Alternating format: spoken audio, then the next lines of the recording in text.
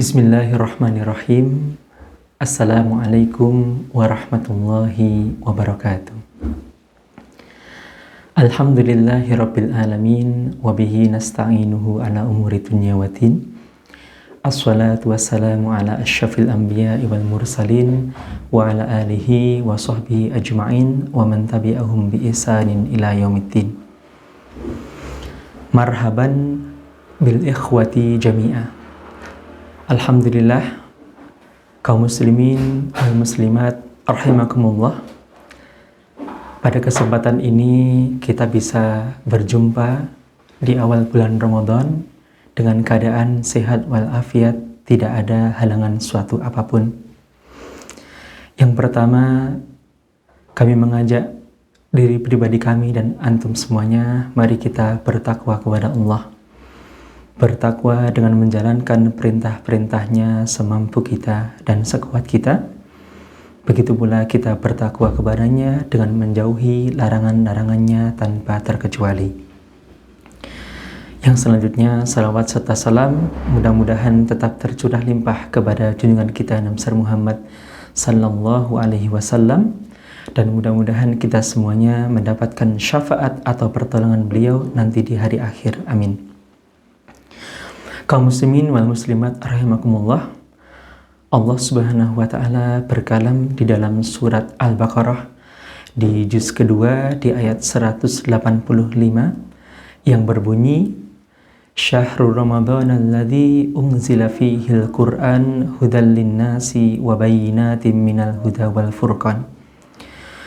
Bulan Ramadan yang diturunkan padanya Al-Qur'an sebagai petunjuk bagi seluruh umat manusia dan sebagai penjelas-penjelas bagi petunjuk tersebut. Maka dari itu, kita menyambut bulan Ramadan ini dengan semangat beribadah. Kita perbanyak ibadah mahdhah kepada Allah Subhanahu wa taala. Tilawatul Quran, al-qiyamu bil lail, berbanyak zikir kepada Allah Subhanahu wa taala. Berkaitan dengan bulan Ramadan, maka ulama menerangkan ada 2 poin yang berkaitan dengan keutamaannya.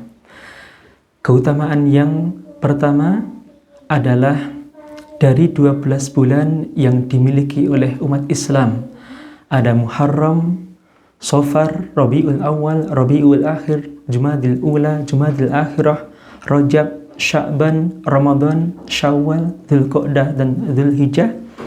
Dari 12 bulan ini hanya bulan Ramadan saja yang disebutkan oleh Allah Subhanahu wa taala di dalam Al-Qur'an, menunjukkan daripada keistimewaannya. Dan yang kedua, keutamaan yang dimiliki oleh bulan Ramadan yang kedua adalah Allah memilih di bulan Ramadan ini unzila fihil Qur'an, diturunkan Al-Qur'an padanya. Maka dari itu, dari dua keutamaan ini sudah jelas bahwasanya bulan Ramadan adalah bulan yang paling istimewa, paling bagus dari bulan-bulan yang lain. Kaum muslimin rahimakumullah, berkaitan dengan bulan Ramadan dan aktivitas ibadah yang ada di dalamnya, Rasulullah SAW bersabda di dalam hadisnya seperti apa yang telah diriwayatkan oleh Imam Ibnu Khuzaimah dalam kitab Sahih beliau, bahwasanya di akhir bulan Sya'ban di tanggal 28 atau 29, Rasulullah SAW bersabda menyampaikan kabar gembira untuk para sahabat-sahabatnya dan juga untuk memotivasi daripada umat beliau. Beliau bersabda, Atakum Ramadan, telah datang kepada kalian bulan Ramadan. Syahrun Mubarak, bulan yang penuh berkah. Bulan Ramadan adalah bulan yang penuh berkah. Tuftahu fihi abwabul jannah. Di bulan Ramadan dibuka pintu-pintu jannah, pintu-pintu surga Allah Subhanahu wa taala. Dalam riwayat yang lain, tuftahu fihi abwabus sama, dibuka padanya yaitu pintu-pintu langit. Maka ketika pintu-pintu langit sudah dibuka oleh Allah Subhanahu wa taala, doa kita naik ke atas, maka itu lebih mudah, doa kita lebih mudah diijabah, dikabulkan oleh Allah Subhanahu wa taala.